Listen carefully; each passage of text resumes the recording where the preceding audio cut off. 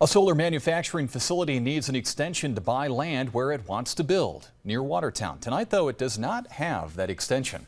However, confidence still remains in that project and that it will happen. Here is 7 News reporter Brendan Straub.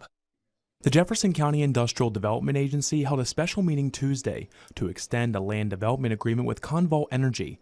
The company is still working on getting money it needs to build a 315,000 square foot solar panel manufacturing plant in the town of Hounsfield.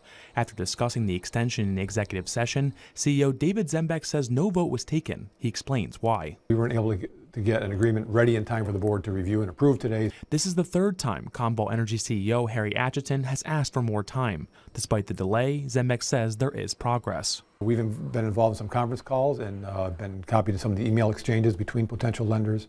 They've shared with us copies of term sheets. Term sheets meaning agreements with possible investors in the $75 million project.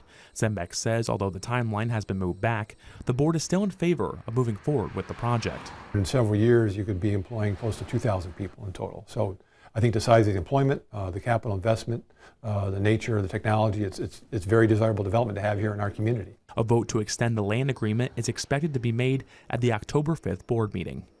Brendan Straub, 7 News.